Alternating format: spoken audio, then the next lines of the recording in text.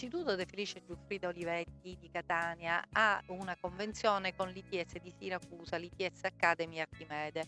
Noi abbiamo deciso come collegio docenti di sviluppare due progetti, uno per il tecnico e uno per il professionale, che riguardano i 4 anni più 2, cioè noi sviluppiamo il diploma in 4 anni con 40 ore settimanali, sia per il tecnico che per il professionale. Le figure che vogliamo formare e che poi possono andare ai 2 anni di istruzione tecnica superiore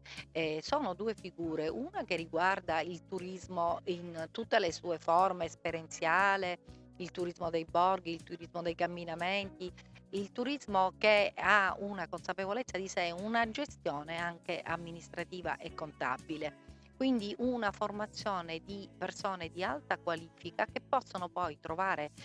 collocazione nelle strutture alberghiere, in tutti quelli che sono gli aspetti del turismo. La città di Catania offre moltissimo da questo punto di vista perché è una città molto turistica e che oggi quindi potrebbe dare ai nostri ragazzi un futuro.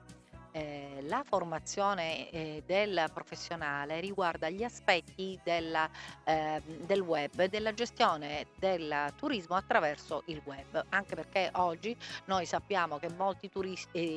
operatori del turismo, agenzie di viaggio, eccetera, hanno anche dei blogger che mandano in giro per il mondo e che poi fanno tutte quelle,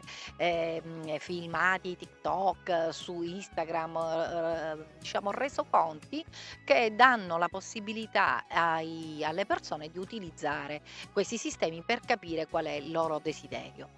La scuola ha, molto sviluppato questo aspetto negli anni con la sostenibilità ambientale, con il wine e food, con tantissimi incontri, in modo che i nostri ragazzi possano essere consapevoli delle scelte che vogliono fare e il collegio docenti ha curvato la formazione e il curriculum scolastico anche in relazione a questi aspetti.